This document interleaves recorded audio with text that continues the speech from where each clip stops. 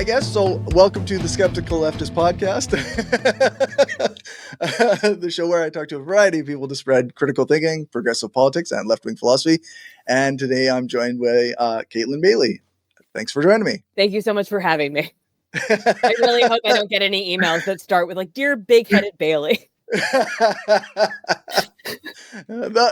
That would be funny. That would be funny. That would be funny and mean. So yes, and mean. So don't do that. Use your risks. That's right. That's right. So I guess it's been a few years since you were on the show last. Sure. Thanks for having me back. But yeah, for sure. No, I should have probably asked you a couple years ago. I got into a bunch of arguments online with people about sex work, and my a local politician was arrested for being a customer to sex workers, and I was like, but this is stuff that shouldn't even be illegal. Like, why are we arresting this guy? 100%. And I got tore down. Oh no! And I was like, oh no! Oh fuck! I should do a show on this. But then I was like, I didn't at the time, and it kind of passed.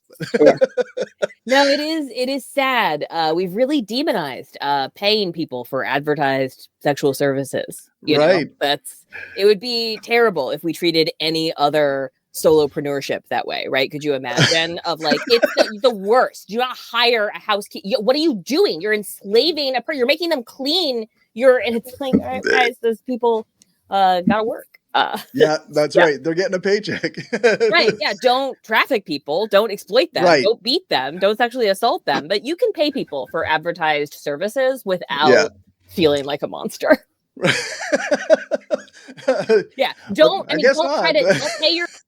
Oh, Kaytlin Bailey joined. What happened? I don't know. I lost you for a second there. Oh, I'm back. Anyway, don't try to pay your masseuse for sex work. Don't pay your babysitter for sex work. Do not offer random people money for sexual services.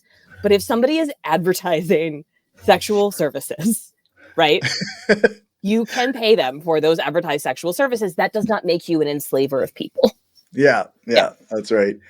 And I do, obviously, we all have to acknowledge the complexities of like capitalism and oppression and all this stuff. But like, absolutely, like, I was thinking about it just before we got on, like the sex workers that I've spoken to seem to have a more control over their lives than the workers at like McDonald's and stuff. Oh yeah.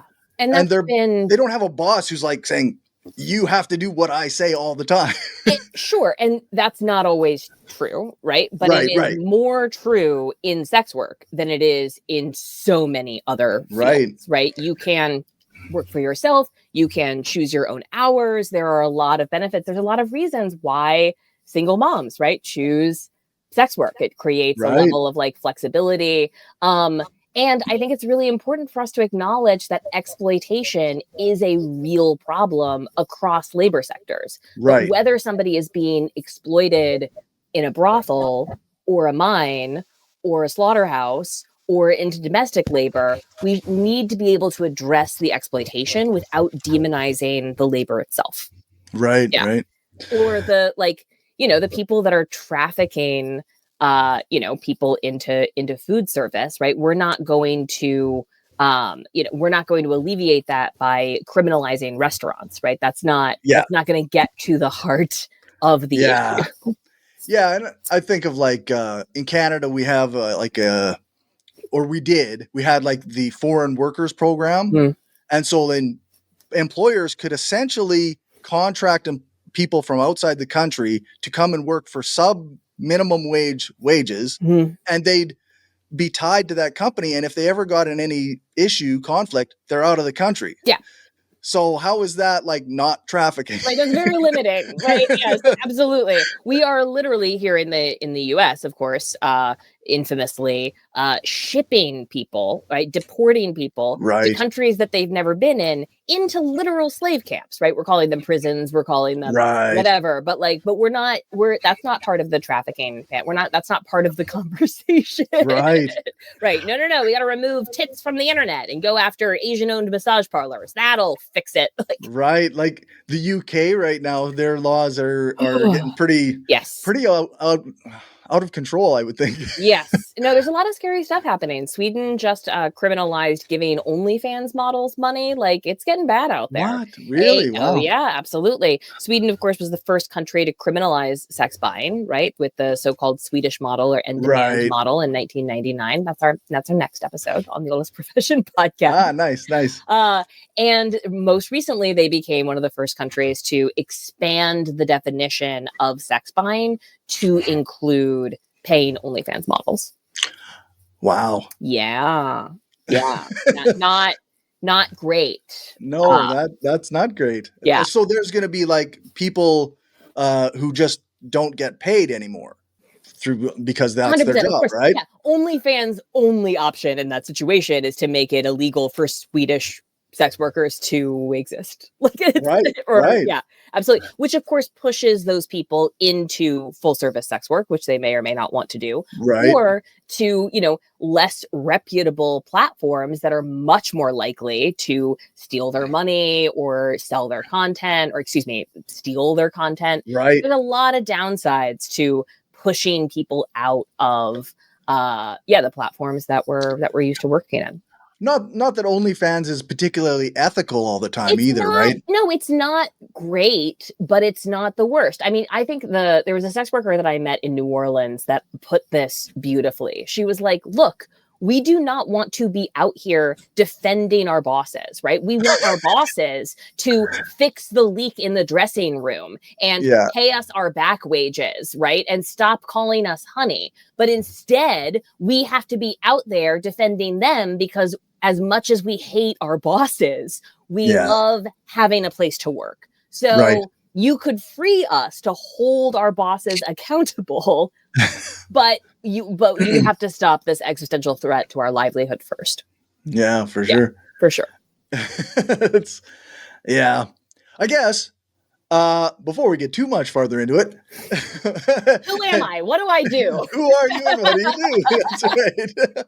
Clearly, we're going to be talking about sex work and some of the stuff that goes along with that. But Okay. Yeah. So my name is Kaytlin Big-Headed Bailey. No, I'm sorry. My name is Kaytlin Bailey.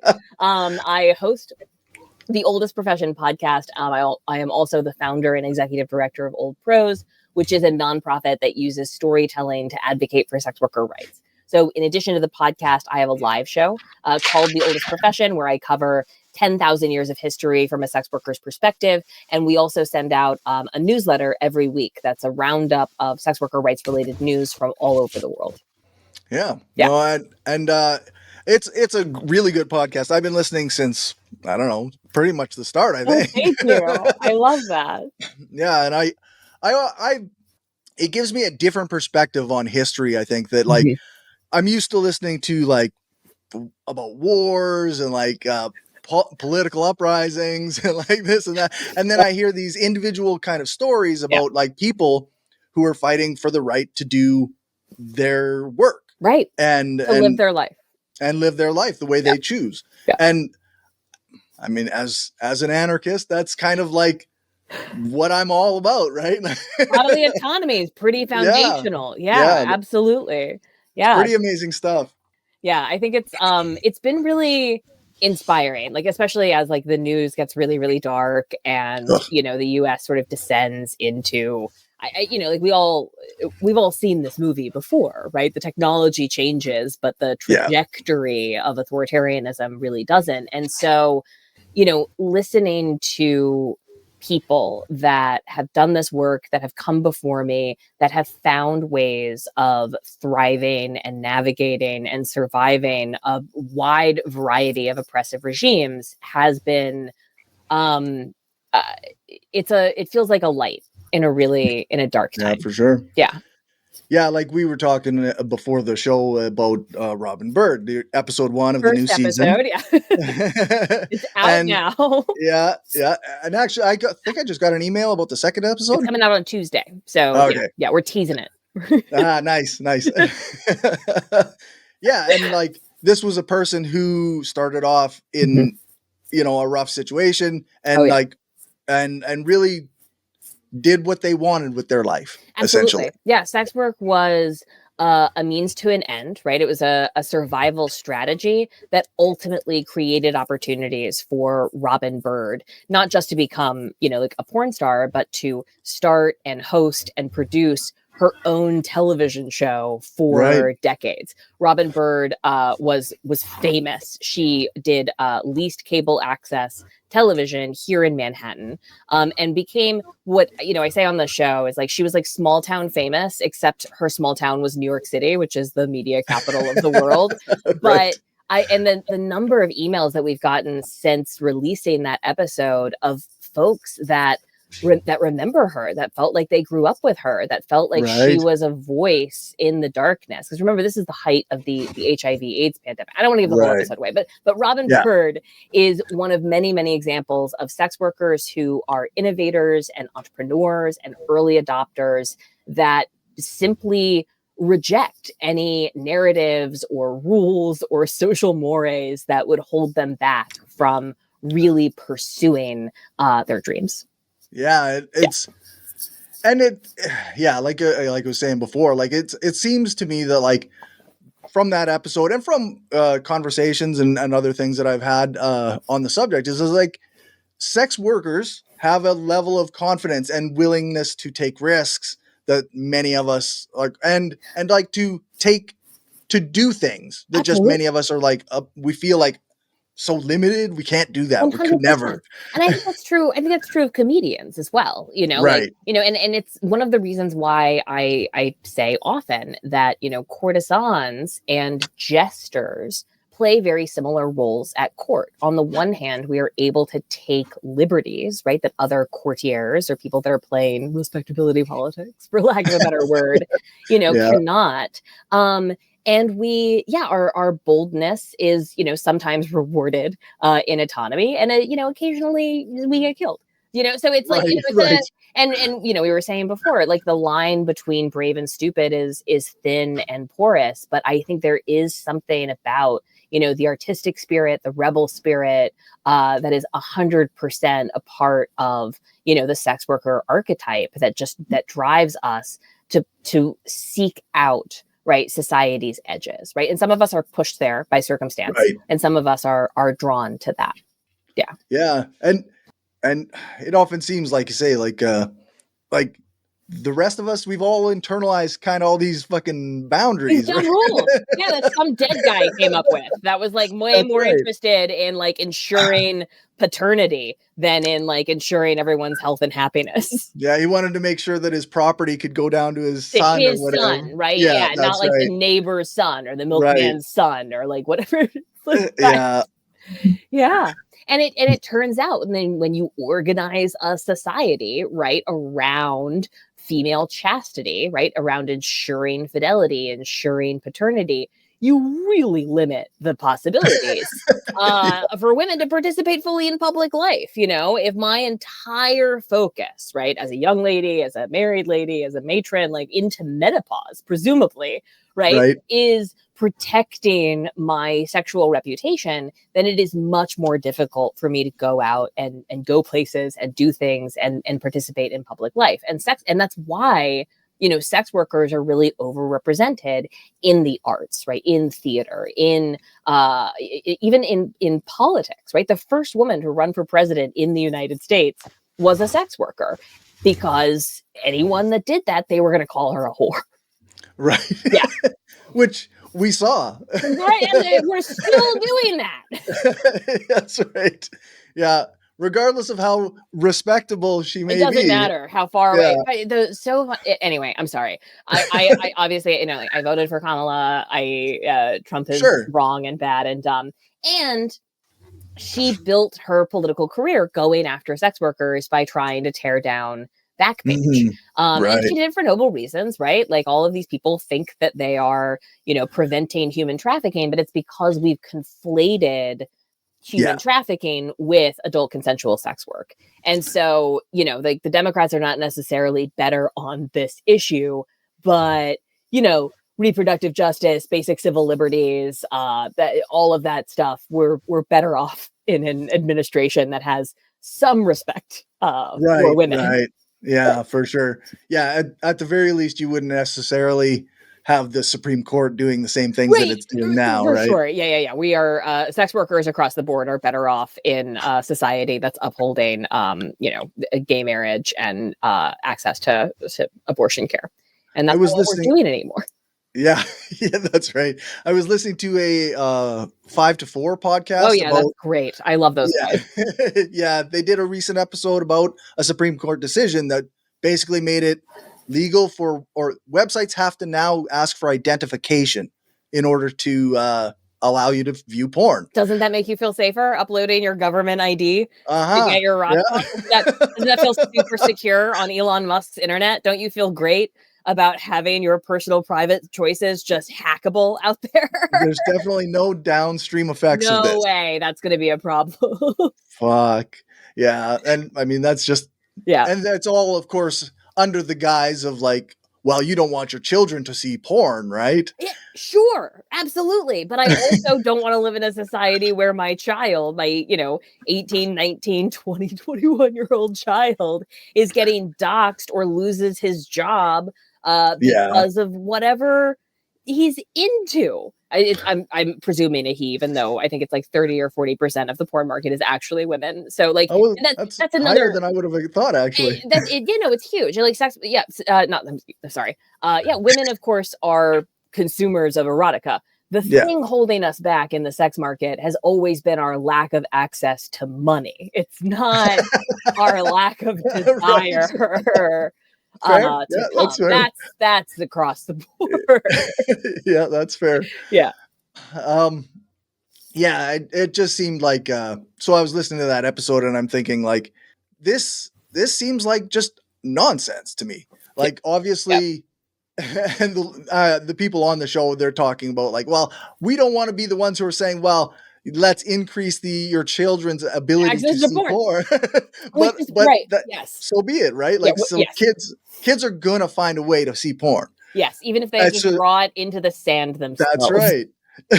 Like we didn't have internet when I was a kid, and there were still tits drawn in the fucking 100% textbooks. Like, what the hell is going on? It's absolutely it's infuriating, what's happening and how it's all being justified. And it goes to show you, why it's so easy for people to really like the cowardice on this issue, right? Nobody wants to be perceived as defending trafficking, right? Or defending sexual exploitation or defending child sexual, exploitation content or, helping children get access to porn, right? That's a net bad. We can all stand behind that being a problem, but we are unwilling, right? Even people that have that sort of like uncomfortable feeling of like, this doesn't feel quite, like this doesn't feel like the way, are hesitant to voice those concerns full-throatedly because of that perception. Yeah. Because when you say, hey, this shouldn't actually be illegal, people fucking start tearing it down. They're like, porn is terrible. It's a public health crisis. I was like, no, lead poisoning is a public health crisis, right? Like starvation, war. We have real problems that we could solve. But making it harder for people to come is just not gonna lead anywhere good. Like why do we keep circling back to that solution? It seems wrong. No, it definitely does. Well, I guess because bodily autonomy is a thing, right? Like it is wrong. It feels wrong because it is wrong. And look, I'm not here to defend children's access to porn. I know I have lots of friends that saw things too young, too soon. Right. Like I saw The Labyrinth too early, like there's like, like I get it. There's images that are seared into your mind, but we're doing nothing. Right. And I know that this is an argument that it's so common. It like sounds trite, but it also feels really profound that we are doing nothing to prevent children's access to violent imagery. Right. That I believe is like objectively more harm's than watching grown-ups enjoy each other's bodies. And I know that there's violent porn out there, but that's not, we're painting it all with one brush. Right. So like me and my partner just watched a movie with our girls, and there's a scene, of course, in a mainstream movie that you can have access on Netflix without an ID, and there's like a pretty graphic, violent scene with a man and a woman, and we obviously skipped right through it because we're not exposing our children to that. Right, yeah, because you're responsible parents, right? Good for you. I gotta tell you, yeah, go ahead. There's no limit on that. There's no limit, right? There wasn't even a warning, I'm sure. No. It's terrible. It's really funny to me. So Sylvester Stallone made a porn before Rocky became a huge hit. And then the porn producers, because they were like smart at marketing, re-released the porn after the fame of Rocky, and they called it the Italian Stallion, which I think is fantastic.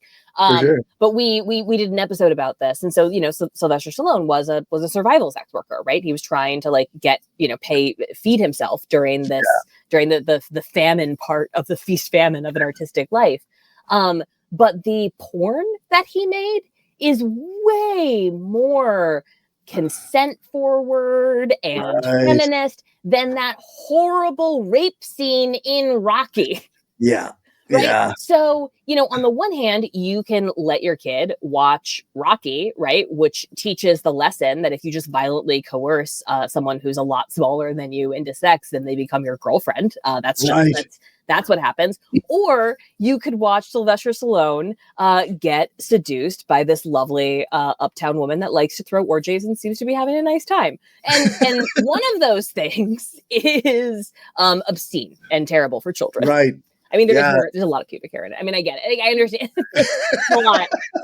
I 10/10 recommend watching this experimental, avant-garde porn. Nice. That's awesome. Yeah. No, it's a weird dynamic we have built in our society here. Right. Yeah, I mean, it's sexual exceptionalism, and I think it all stems from the foundational problem is thinking of women as property and thinking about like their sex as like a devaluation of that property. Yeah. Yeah, that's pretty wild. I don't have a really good comeback question. Comeback? Oh, that's all right. I didn't realize we were slinging shots. If you want to do a roast battle, that's a different thing. I'm going to need more prep time. Yeah. No, it's... Yeah, I don't know. I guess, I don't really know where. So, this is season 6 of the Old Pros. Yeah. And it's part of the Oldest Profession network, I guess. Other way around, project. Yeah. So it's the 6th season of the Oldest Profession podcast. Okay. It's all part of the Old Pros network. Okay. Yeah. And so Old Pros Network, like that's a larger activist project? Yes, absolutely. So we send out a weekly newsletter that in addition to our content and upcoming dates, we do a roundup of sex worker rights related news. We are also producing a one-day conference in Reykjavik, Iceland, coming up on November 1st, where we're bringing regional sex worker advocates together and hosting a free and open to the public conference where folks can hear directly from sex workers about how end demand laws and the criminalization of clients really impacts our lives. Okay. We're also working with the New School to create a searchable, global, updatable map and timeline of notable old pros throughout history. So we hope to be like archiving this work and making these stories more accessible. And then Old Pros has a long history, really since the beginning, of working on these memorial projects or helping to elevate the stories of our recent ancestors, Margot St. James, Carol Lee, Priscilla Alexander, the older generation of sex worker advocates that came before us, which I think is really, really important, right? If you are an advocate in anything, right? Racial justice, gender justice, gay rights, like whatever you're doing, you should familiarize yourself with the people that were doing this work in the previous generations because they exist. And although the technology changes and the media environment and the tactics might change, the fundamentals really don't. We have a lot to learn from our ancestors, which is one of the, the main through lines, right? The pillars upon which Old Pros was built. No, I mean, if you can't learn from the past, then you're not going to be getting anywhere, right? No, they say that people that don't know their history are doomed to repeat it. And the sad reality is that those that do know their history are doomed to sound really shrill at dinner parties. But on an individual level, the work that you're doing, familiarize yourself with the people that have done it before you. That feels like a respect of craft, right? And yes, of course, that's true of advocacy. It's also true of comedy or dance or puppetry or like it doesn't matter what you're doing. Yeah. Yeah, you got to build on the knowledge that came before you, sort of thing. Absolutely. Yeah. Yeah. Yeah, I get told I'm not very much fun at parties these days too. I'm the worst. Yeah, like I'm just yelling at the way. Like I don't know. It's it's funny. I think of myself. I self-identify as a relatively articulate person, and I've just gotten dumber and dumber on politics. Right? Like I get like one glass of wine in, and I'm just like, it's dumb. It's stupid. It's stupid what's happening. Right. It's wrong. Like, it's right. Yeah. Pass the bread. I'm getting silly. Yeah. I mean, at some point, like the politics get so dumb that like, how do you respond? You don't. Right. So I pivoted. I was really deeply involved in policy work. Right. I was the founding director of communications of decriminalized sex work. And we were pursuing a state by state strategy, right, to change the laws that like prohibiting adult consensual prostitution. And they still exist. They're doing good work. They've gotten, some measures. They just passed an immunity bill in Rhode Island. There's one here in New York that actually I hope this podcast comes out relatively soon. If you live in New York, you should know that a law that grants immunity to sex workers when they are reporting crimes committed against them or that they witnessed has passed both the Assembly and the Senate. It's sitting on Governor Kathy Hochul's desk. So if you can send her an email or call her office or write her a letter, please encourage her to support immunity for sex workers. That's a really important law. But anyway, so like stuff like that is still happening, and we follow that at Old Pros. But I am much more focused on culture and narrative change because I don't think that we're going to get anywhere good legislatively on this issue unless we're able to change the stories we tell about sex work, and that's where Old Pros tries to position ourselves in this ecosystem. It kind of occurs to me because we have a lot of like the United States and Canada too, because Pierre Poilievre just came out with this whole spiel for his fundraising that's anti-trans people, and it seems to me that often while that gets the headlines and that is this stuff that is really targeted and they're very loud about that, it almost seems like a lot of the other like rights for women and stuff kind of get undermined behind that headline. Yeah. Think about, right. I think that, having, excluding trans folks, right, from school sports, right? Let's just take that as an example, right? You're like, we want to protect women's sports. So we, in the name of protecting women in sports, are going to implement a mandatory genital exam. So in order to participate in women's sports, you have to show a coach or a teacher or somebody in authority your precious vulva. And once you do that, then you can play soccer safely with the other girls who have also shown their vulva. That's not safety. That's a lot of things, but it's not safety. Yeah. Wow. Yeah. Yeah. That's awful. That's what that is. That's what that, right. And so people don't think that through, right? They're like, yeah, it's totally unfair. If you have testosterone, right. If you have a boy's body, that's an unfair advantage in sport. And I know that the like science is, mixed and confusing on this, and I'm not going to stand here and pretend to be, a biologist, but there are fewer trans people trying to play sports than there are Republicans who have been convicted of sexual assault. So like it just in terms of like where the call is coming from. So not only is it a super rare occurrence, but also just from like, you take a step away, lots of people have unfair advantages in sports, right? People with a birthday earlier in the year, right? Who have a full extra 9 months of development. People who are taller, different bone structure, like unfair physical advantage is one of the things that you have to deal with in sports. And also it's children playing together. Look, again, this isn't my area. I'm not, I'm not an expert on this. I know that, there's a lot writing, right? People are like, college scholarship or blah, blah, blah, blah, blah. But I just don't think that pursuing a primrose path that leads to your little girl having to show her genitals to an adult is the basic direction that we want to be moving if our goal is to reduce child sexual exploitation. Yeah, like that's literally something we teach our girls, is that like, right? If some person tells you to show them your stuff, don't do it. Like, well, you don't have to. In states where it is mandatory, right, to where the main focus is excluding trans people from participating in sports, that may become necessary if your little girl really wants to play soccer. Yeah, that's wild. Right. So then you're in a weird now you're in a weird spot, right? Yeah. Well, I guess we don't play soccer. That's how there you go. Yeah, correct. Yeah. Or put them in a private league where that doesn't care. Like, there may be trans people here, but we're never gonna ask your daughter to take her panties off. So like, that's the one we'll go to for sure. For sure. It's wild. Yeah. Because I mean, obviously, I've got a 19-year-old daughter. Mm-hmm. And I've also got my 2 stepdaughters who are 10 and 6. Cool. And it's so raising my daughter, Selah, was interesting because I was a single dad and I kind of still had a lot of these kind of almost backwards ideas, but I was trying to work towards like kind of like an egalitarian viewpoint. Was she patient with you?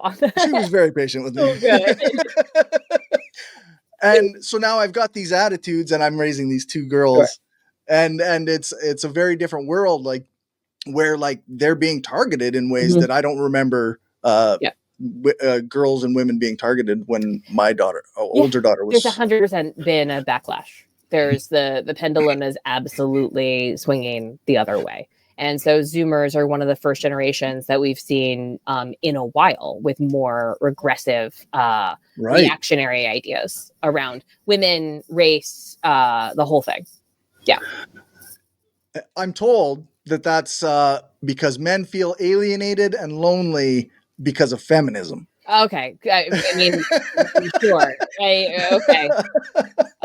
Change your YouTube algorithm. Go forth, seek out images of baby animals or something, anything else. Yeah, I mean, feminism has been blamed for, social dissolution. I feel the way about the like feminism is ruining young men claim that I do about the kids these days claim. Right. In that, like, it's just a thing that echoes across time. So if, there's this great, I think, like Socrates quote that was talking about how like kids these days don't want to read. Sort of chiseling things into stone, and then of course, the great novel is Rotting Minds, and then it's television, and then it's the internet, and now it's AI. Is it like, we have these, I don't know if it's like programmed, but it's certainly recurring reactions to big changes in technology and movement of people. And there's something about, young women having more options, right? Like bicycles caused a massive moral panic in the 1870s, 80s, and 90s. There were all of these like hit pieces in journalism of like, the bicycle is going to ruin your young girl's chastity. It's, it's if you allow your daughter to ride a bicycle, it's the same as allowing her to sign up at a whorehouse. And there's no difference here between these two things. And it's because it was a cheap, accessible technology that made it easier for women to go places and do things, right? Which again calls into question this chastity concern. And then of course, you had to like, straddle it with your two legs. There was stuff going on there that made people nervous. But I think knowing about that panic has really put the like porn on the internet conversation into some perspective, right? Because we had a similar reaction to novels, and trains and the whole thing. And so, I I definitely have my, my dark night of the soul moments, right? Where I feel like, all of our gains have been lost. And also it is helpful to remember that history is long. And we've had all of these conversations before, and we're just going to keep going back and forth on stuff forever, I guess. Yeah. It's always like 3 steps forward, 2 steps back. Correct. A lot of times. Yeah. And sometimes it's 1 step forward, 6 steps back. That's something, we've seen that, we're looking at that with trans rights, right? We've seen that with women's rights. We've seen that. There are lots of examples of folks overreacting to the newfound liberties of an oppressed class. Yeah. Yeah. Yeah. It's weird though. Yeah. It's uncomfortable. It's definitely uncomfortable. Why?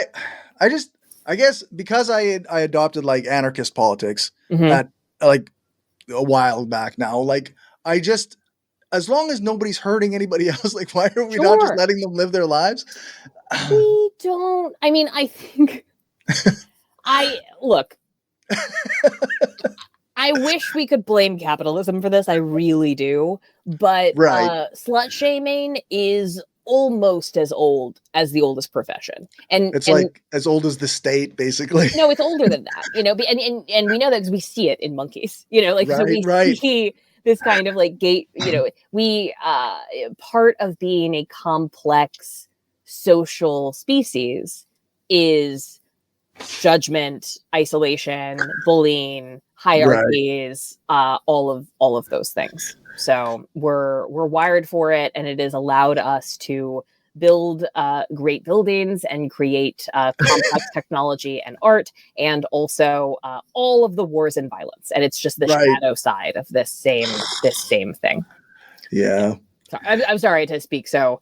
I'm sorry to talk like this, but yeah. Well, I mean, that's kind of the point of the show is to talk about these things, right? So. No, I know, but I feel, like sometimes I feel like a weird white-haired sage, like it came out of the woods or something, of like, it follows a circle, as if you simply see from the tree ring, you will come back to the right, yeah. And so, I don't mean to sound like a witch, but it's this feels like a predictable and cyclical force that just sort of like works its way through. And it certainly feels that way. Yeah. And young men are not better off, right, in a society that like values or elevates alpha males, right? Like matriarchal societies that value women and communities and children and like interconnect, that it really is better for everyone. Yeah. And like, I don't know. I guess obviously because of my own perspective, I see so much harm done by these strict masculine male roles of this fucking like you must be the breadwinner and you must succeed at all costs. Sure. You must, like this is just how. It's no wonder that there's like a suicide epidemic in farmers in Saskatchewan. Yeah, 100%. Yeah, to say nothing of dentists, right? It's just like rough. Yeah, like if we could maybe let go of some of that like patriarchal nonsense, maybe we could we'd be better off. Even the individualism. I mean, it's I don't have good solutions to this, right? My one proposed solution is we should really stop arresting consensual adults for engaging in consensual sex work. And I think that would in fact solve a lot of problems. I really believe that if we could just let go a little bit on this, like controlling the consensual sexual choices of adults. But in terms of like gender roles, the trad wife trend makes me nervous. I wish I feel like every young woman I see online romanticizing this idea of being dependent, I want to tell them my grandmother's stories. I want them to understand. But that's an instinct that people in their late 30s and early 40s have had about people in their late teens and early 20s for all of human history. We're just looking back and being like, they don't know nothing. Yeah. No, and it is definitely worth like double checking yourself when you feel that way. Sure. Yeah. Like, and I was part of 3 generations of women that fought for one and then lost, access to safe and legal abortion. And so,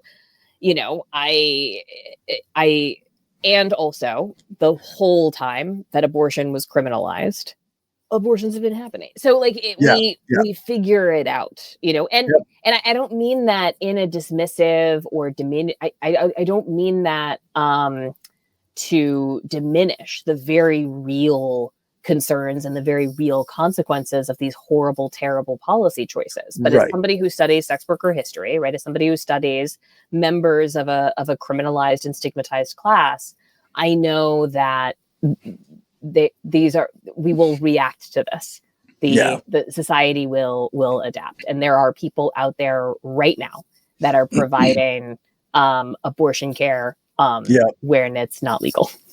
Yeah, absolutely. And there's great networks of people that are providing variety of medical care and there's a long history of characterizing those people as traffickers or as people who prey on vulnerable women and using language around protecting women, from either, like witches or butchers or whatever that have been used not to increase access to safe legal contraception, but to criminalize and arrest and try to eradicate, right, people who are providing this care. And I think that history is important for folks to understand. And I would caution anyone out there that self-identifies as a feminist, before you stand against the oldest profession, before you fight for laws that make it harder for sex workers to find clients or to keep their money or to do their work, you may think that you are doing that in the name of protecting women, but what you are doing is you are actually diminishing your own foundation of freedom. I disagree with many feminists on the subject of sex work, obviously, but I often I find myself having to take a step back and be like, okay, this is a discussion that has to happen between women mostly, so that I can be like, I don't know. I think a lot of people felt that way about the abortion access issue, right? And we've actually needed men, that's to be a fair. part of that conversation. And I think that's also increasingly true as men are more and more facing direct criminalization, right? Like more and more, it is men who are being arrested, right? Who are being asked to upload their ID to the internet to access what should be, legal pornography. So, it's not that you don't have, dare I say, a bone in this fight. But, I also think it's really important that, that men stand up and talk about this issue. And also I say that, and I've definitely heard a lot of dudes try to advocate on this issue, and I'm like, shh, not like that. Not like that. We are not here fighting for your right to better pussy. That's not what this is, sir. This is not. No, that's fair. That is fair. It's one of those, I guess it's complicated because of the way that we've built this history of oppression, essentially, right? Stand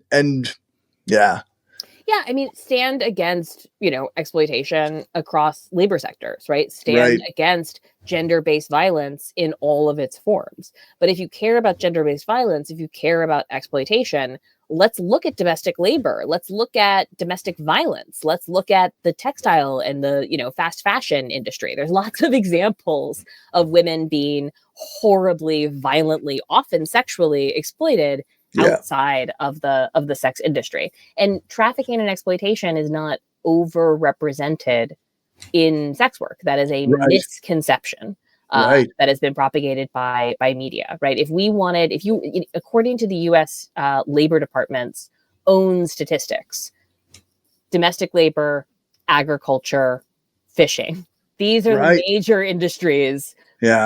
Right. Production of chocolate, that has really scary numbers, right? Like 90% of people engaged in farming cacao beans are, in some kind of literal enslavement. So that's prisons, right? Like there's so many places that we could look and go and focus on and stand together. But instead, we've chosen to continue to demonize the oldest profession, even when that has been the only avenue for entrepreneurial women, creative women, independent women for like a long time. Right. Yeah. Like it almost seems like in many cases, people would just let women starve and go homeless than engage in sex work. Right. Because they decided that they could never imagine themselves doing that. Right. They decided that they would rather starve than, have sex with strangers or, post pictures of their feet on the internet or like whatever it is that makes their stomach churn. But it becomes a very like hypothetical situation often for, like white middle class people that want to perceive of themselves as do-gooders, right? That get involved in these anti-trafficking causes, but they're doing nothing to deal with the systemic issues. And if you are not taking care of the survival needs of the people that you are quote unquote rescuing, right, from their livelihood, then maybe you're not actually helping the people that you're hunting.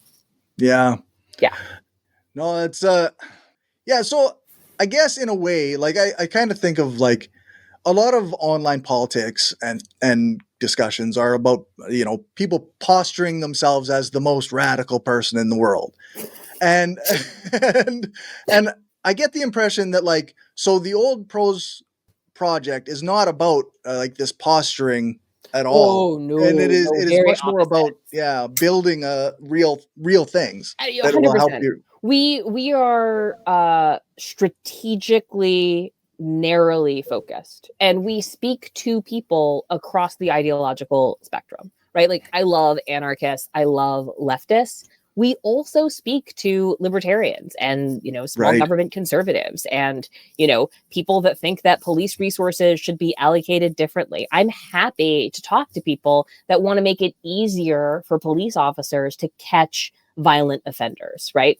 Super great low-hanging fruit way of doing that. Stop arresting people for adult consensual sex work. That way we can report crimes committed against us, right? Serial killers target us, serial predators target us.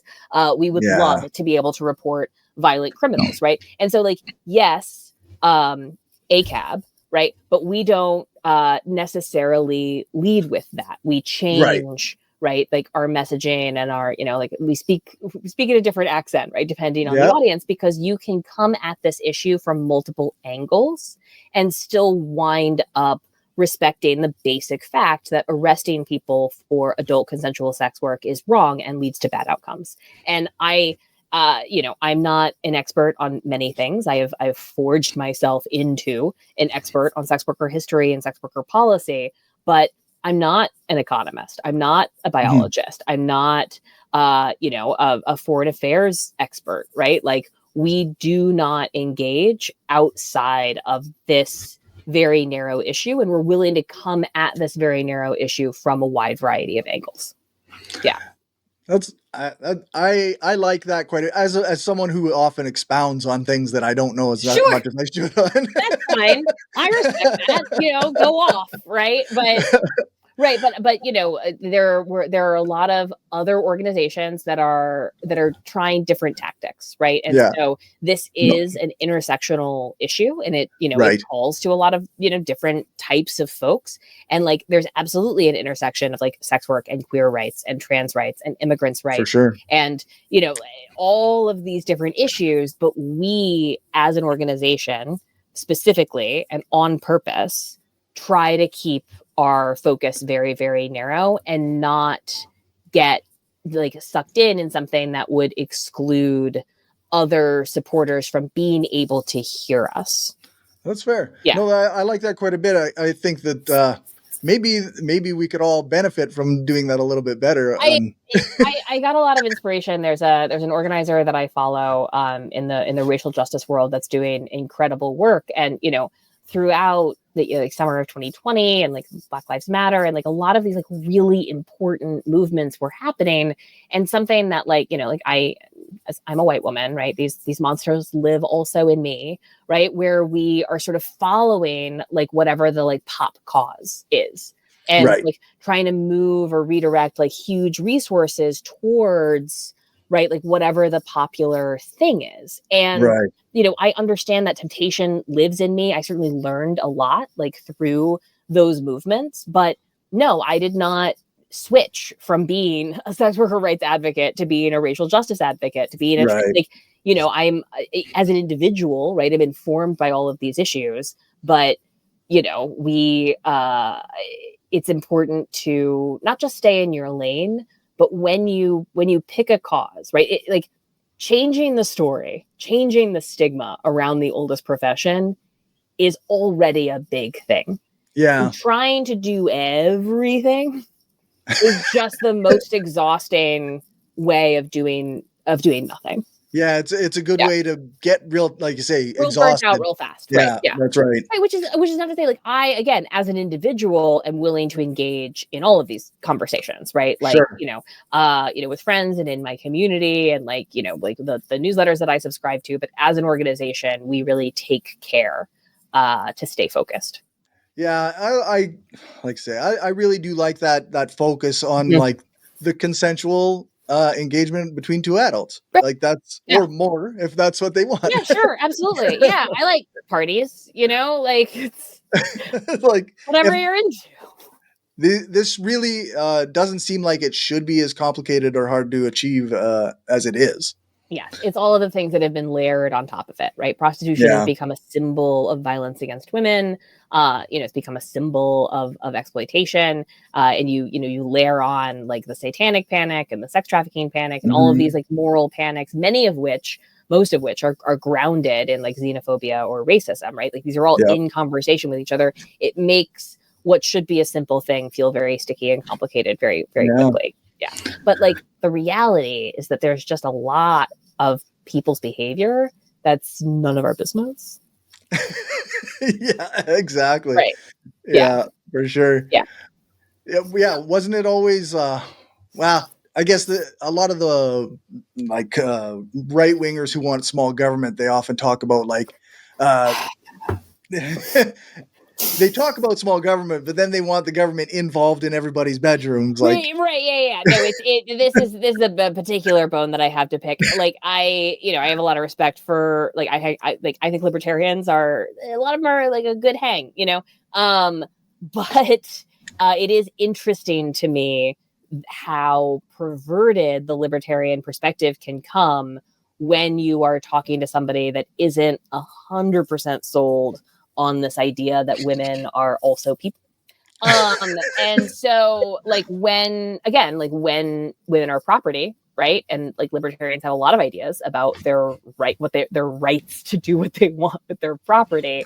The conversation becomes a lot more about controlling and containing that asset instead of of course recognizing. And that's not true. Of course, there's feminists for liberty, right? There's like Elizabeth Nolan Brown, Elizabeth Bryan. There's a lot of diversity of thought. Sure. In this community, but it is frustrating when I brush up against like small government conservatives in particular that are asking the government to invest more in surveilling, controlling people's individual sexual choices or reproductive health choices or healthcare issues, right? This is like a connection to the trans issue, right? Like it's an example of bodily autonomy. And like the right to do with your body what you want, right? Whether you're getting a tattoo or like, taking hormones, like this shouldn't be our business. But the moral panic has driven a lot of small C conservative folks to support policies that I believe, right, from an outsider perspective, seems incoherent to their stated values. I think that sounds about right to me. Sure. But I guess we're at about 55 minutes, so it's just about how can people find you? Plug time. Yeah. How can we support Old Pros? Thank you. Well, I really encourage folks, if you enjoyed this conversation, then you will love the Oldest Profession podcast. You can get that wherever you listen to podcasts, except on YouTube. And consider signing up for the Old Pros newsletter. We have a really, not to brag, but we have a really high open rate because I think that we provide a lot of value. It's a nice, digestible, short roundup of sex worker rights related news, tidbits, information about this issue. That we try to keep it really focused and efficient. You can also follow us online at Old Pros Online. And I am currently touring the Oldest Profession live show. So if you're curious about that, you can check out theoldestprofession.org or just sign up for a newsletter. Right on. Great. That's I gotta recommend the podcast to everybody. It's very informative and entertaining. Thank you. I really appreciate it. I like it a lot. So thank you very much for your time. Thank you so much for having me, Corey. Always a pleasure.